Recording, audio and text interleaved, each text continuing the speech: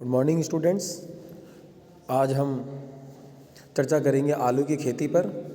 तो आलू की खेती में देखिए, सबसे पहले हम ये जान लें कि आलू का जो साइंटिफिक नेम या वनस्पतिक नाम है सोलेनम ट्यूबरोसम है, जिसके गुणसूत्रों की संख्या टेट्राप्लॉइड संख्या यानी 4x बराबर होती है 48।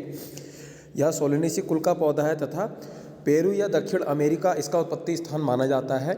एक चीज़ आपको यहाँ मैं बता दूँ, उत्पत्ति स्थान क्या होता है। उत्पत्ति स्थान वह स्थान होता है जहाँ पर उस जाति के पौधे की सर्वाधिक विभिन्नता पाई जाती है। यानी अगर पेरू में जाएंगे तो आपको विभिन्न तरीके के विभिन्न प्रकार के आलू की किस्में देखने को मिलेंगी, इसलिए इसको उत्पत्ति स्थान बोला जाता है। पूरी दुनिया में सबसे ज़्यादा वहाँ पे आपको मिलेंगी।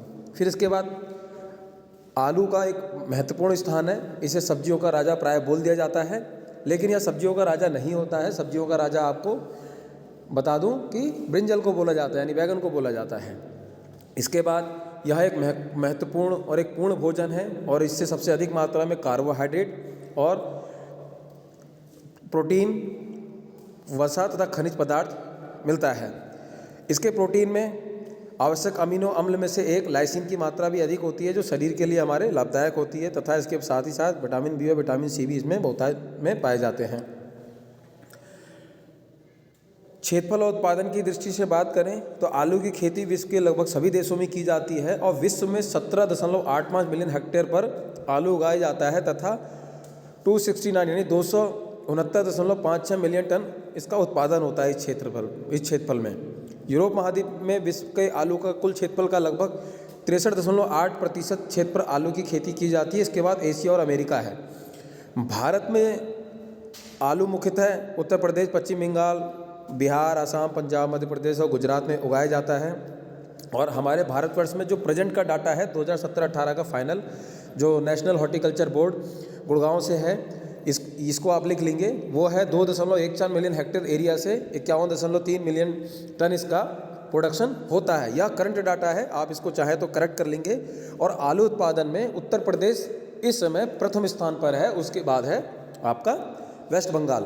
और प्रेजेंट समय में अगर वर्तमान समय की बात करें तो आलू की जो प्रोडक्टिविटी यानी औसत उत्पादन है वो 244 कुंटल प्रति हेक्टेयर है। बुक में आपका 150 कुंटल दिया, लेकिन आप इसको 244 कुंटल याद रखेंगे।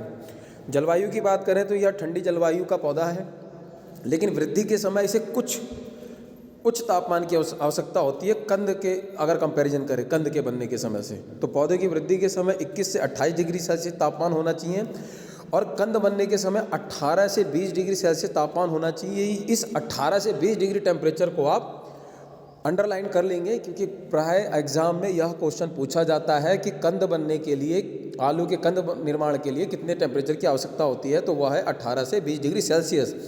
अगर 20 डिग्री से ऊंचा तापमान होगा जब इसमें 40 से 45 दिन बाद कंद बनते हैं, तो इसके कंदों का निर्माण नहीं होगा।